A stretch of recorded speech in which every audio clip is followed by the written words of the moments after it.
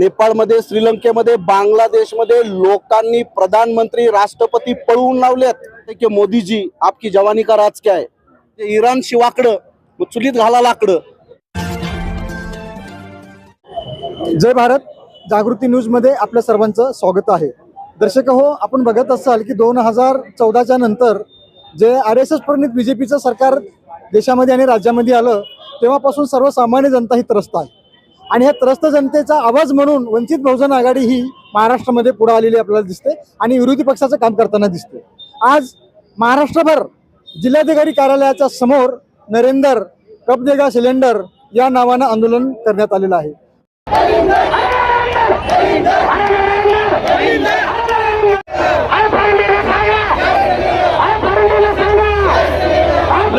प्रत्येक स्टेटच्या मुख्यमंत्र्यांना नरेंद्र मोदी साहेबांनी चुकीची माहिती दिली.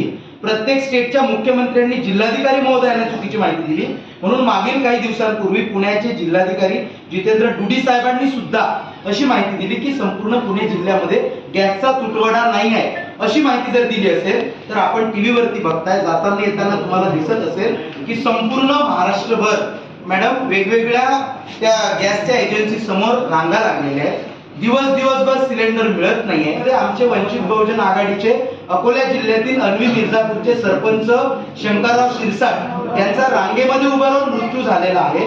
अशी सगळी परिस्थिती असताना सुद्धा शासन आणि प्रशासन जनतेची दिशाभूल करते. त्याच्यामुळे आज आम्ही ह्या ज्या लाडक्या बहिणी आहेत, या लाडक्या बहिणी जसं घरी गॅस सिलेंडर मिळत नाही म्हणून चुलीवर स्वयंपाक करतात, आजही त्यांनी आपल्या कार्यालयाच्या समोर चुली मांडल्यात, चुलीवर स्वयंपाक केला. या आंदोलनाचे नेतृत्व वंचित बहुजन आघाडीचे महाराष्ट्राचे उपाध्यक्ष सरजित बनसोडे यांनी केलेलं आहे. ते आता आपल्या सोबत आहेत.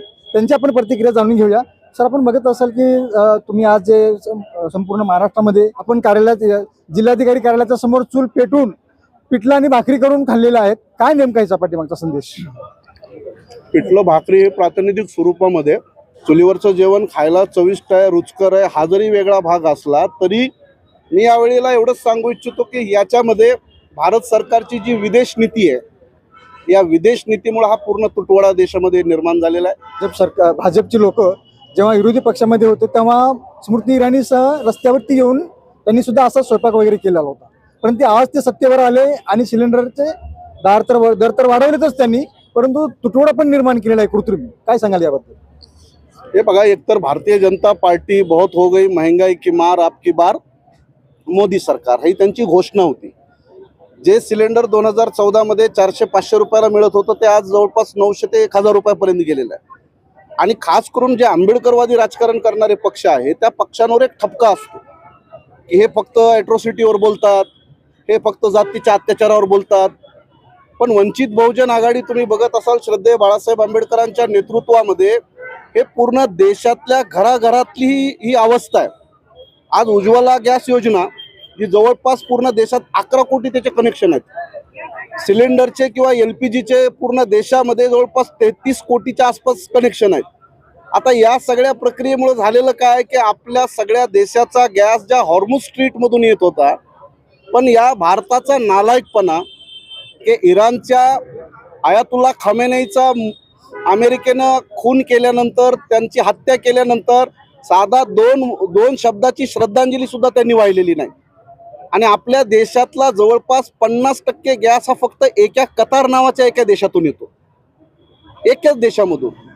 आता आपली अवस्था अशी झालेली आहे की आपल्याला स्वस्त गॅस भेटतो तसं पाहिलं तर रशियामधून, पण रशियामधून सुद्धा गॅस घ्यायचा का नाही याची परवानगी मोदींना डोनाल्ड ट्रम्पकडून घ्यावी लागते. हा धडधडीत पुरावा आहे की नरेंद्र मोदी हे पूर्णपणे गुलाम झालेले आहेत.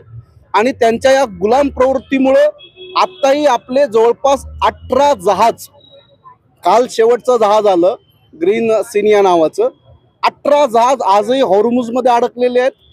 आम्ही या सगळ्या गोष्टीवर आपण लक्ष ठेवून आहेत. बाबासाहेब आंबेडकरांनी जसं आपण सांगतो की बाबासाहेबांना हिंदू कोड बिलासाठी राजीनामा दिला, त्या हिंदू कोड बिलासोबत जे तिसरं महत्वाचं कारण होतं ते होतं पंडित नेहरूंची तत्कालीन विदेश नीती. विदेश नीतीचा धिक्कार करून बाबासाहेब आंबेडकरांनी राजीनामा दिला होता. आज आपल्या देशाची विदेश नीती काय ज्या इराणमधून किंवा ज्या हॉर्मुझमधून आपल्याला 90% सगळं आपलं तेल असेल, डिझेल असेल, पेट्रोल असेल, गॅस असेल, त्या हॉर्मुझमधून येतोय. भारताचं जवळपास 36 दिवस झालं भारत सरकारच्या वतीनं हे युद्ध थांबावं याच्यासाठी भारताकडून कुठलेही प्रयत्न झालेले नाहीत. जेव्हा की भारताची सगळी अर्थव्यवस्था ही हॉर्मुझ स्ट्रीटच्या रस्त्यावर अवलंबून आहे. भारताला सगळ्यात जास्त फटका आहे. 90% आपले सगळ्या भारताची व्यवस्था या हॉर्मुझ स्ट्रीटवर अवलंबून आहे आणि मोदी याच्यात कुठलाही पुढाकार घ्यायला तयार नाहीत. हा मोदी आणि भाजपाचा नालायकपणा आहे. हा नालायकपणा श्रद्धेय बाळासाहेब आंबेडकरांच्या माध्यमातून एक्सपोज झालेला आहे. आत्ताच महिनाभरापूर्वी मुजरा करणारा मोदी, अनिल अंबानी सोबतचा मोदी, त्याचंही बाळासाहेब आंबेडकरांनी एक्सपोज केलं होतं. मी आता एवढंच म्हणजे जे लक्षात येते आपल्या म्हणजे इराण शिवाकडं चुलीत घाला लाकडं अशी अवस्था आलेली आहे. हे नालायकपणा आहे का हे जाणीवपूर्वक केलेलं षडयंत्र आहे? हा पूर्णपणे कॉम्प्रोमाइज आणि नरेंद्र मोदीचा सगळा जो काही आता इतिहास बाहेर येतो आहे त्याच्यामधून आम्हाला असं वाटतं की कम्प्लिटली त्याला ब्लॅकमेल केलं जात आहे आणि या ब्लॅकमेलिंग मधून आता पूर्ण जगभर अमेरिकेचा सगळे लोक म्हणजे आज तर त्यांच्या पोपनं सुद्धा जाहीर विरोध केलेला आहे. अमेरिकेतले लोक विरोध करतायत. करोडो लोक अमेरिकेच्या रस्त्यावर उतरून मोदीला विरोध करतायत आणि भारताचे प्रधानमंत्री आणि भारतातले भाजपाचे आंधळे भक्त डोनाल्ड ट्रम्पच्या आणि अमेरिकेच्या ह्या विदेश नीतीवर एक शब्द बोलायला तयार नाहीत. ही अतिशय निर्लज्ज आणि लाजिरवाणी गोष्ट आहे. मला वाटतं की हे प्रातिनिधिक स्वरूपामध्ये सिलेंडरच्या संदर्भातलं वंचित बहुजन आघाडीनं घेतलेलं हे अतिशय महत्त्वाचं आंदोलन आहे. कारण आपल्या सगळ्यांना माहिती आहे की भाजपाच्या मोदीच्या विरोधात कोणीही जायला तयार नाही. पण त्या मोदीचे सगळे स्कॅन्डल हे श्रद्धेय बाळासाहेब आंबेडकर वंचित बहुजन आघाडी रोज बाहेर काढत आहे. कारण अनेक लोकांना भीती आहे की आम्ही मोदीच्या विरोधात बोललं तर आम्हाला जेलमध्ये जावं लागेल, ईडी मागं लागेल, CBCID मागं लागेल. म्हणून कुठलाही नेता आणि कुठलाही पक्ष यांच्या विरोधात बोलायला तयार नाही. म्हणजे सगळ्यांना माहीत असलं पाहिजे की अनिल अंबानीचा या सगळ्या एफस्टीन फाईल्समध्ये मोदीज मॅन असा उल्लेख आहे. आणि या अनिल अंबानीनं जेफ्री एफस्टीनला जे ईमेल केलेले आहेत त्या सगळ्या ईमेलचा चॅट बाहेर आलेला आहे. आम्हाला याच्यामध्ये ही गोष्ट नोंदवली पाहिजे की बिल क्लिंटनवर सुद्धा आरोप झालेत. पण बिल क्लिंटन हा एकमेव नेता आहे की ज्यानं मीडियाला चॅलेंज केलेलं आहे की माझी चौकशी लाईव्ह मीडिया समोर माझी लाईव्ह चौकशी करा. आणि त्याची बायको हिलरी क्लिंटननं पण. याच्यामध्ये एक महत्वाचा देश आहे आईसलँड. या आईसलँडचा माजी अध्यक्ष आहे, जगलँड नावाचं आहे त्याचं काहीतरी नाव. त्याच्यावर आरोप झाले तर त्यानं अटेम्प्ट टू सुसाईड केलेला आहे की माझा काही संबंध नाही, मी काही कुठल्या लहान मुलींचं शोषण केलेलं नाही. आणि हा अपमान सहन न झाल्यामुळं एका देशाच्या जगलँड नावाच्या राष्ट्राध्यक्षानं आत्महत्या करायचा प्रयत्न केलाय. एवढंच नाही तर त्या बिल गेट्सनं माफी मागितली आहे. पण मोदी, हरदीप पुरी, अनिल अंबानी हे इतके बेशरम लोक आहेत की याबाबत ते एक शब्द बोलायला तयार नाहीत. भाजपचे लोक असा आरोप लावतात की फक्त नाव आलंय, त्यांचं काही घेणं देणं नाही. नाव अनेक लोकांचं आलं.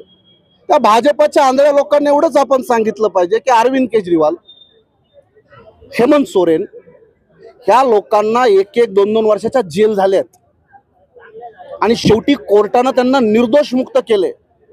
त्यांची अशीच नावं आली होती ना. अरविंद केजरीवाल कोणत्या गुन्ह्यामध्ये होता? म्हणजे साधी नावं आली तर तुम्ही मुख्यमंत्र्यांना 1-1 वर्ष जेलमध्ये डांबलं. इथं धडधडीत पुरावे आहेत. मला तर आता हे विचारायचंय की मोदीजी आपकी जवानी का राज क्या है? माणसं दिवसेंदिवस म्हातारे होतात. नरेंद्र मोदी असा एकमेव प्रधानमंत्री आहे की ज्यांचं तारुण्य दिवसेंदिवस ताजतवानं होत चाललंय. आणि जेफ्री एफस्टीनच्या फाईल्समध्ये अँड्रिनोक्रोम नावाचं एक लिक्विड आहे जे लहान मुलांना मारल्यानंतर घाबरवल्यानंतर अँड्रिनोक्रोमची एक थेरी तयार झाली की अँड्रिनोक्रोमचं लिक्विड पिल्यानंतर माणसाला तारुण्य येतं. मग आम्हाला भीती वाटायला लागली की मोदीजी आपकी जवानी का राज क्या है? कारण या सगळ्या लोक माझं ठाम मत आहे की हे फक्त सेक्शुअल प्लेजर साठी गेलेले लोक नाही आहेत. हा सेक्शुअल प्लेजरचा विषय नाहीये.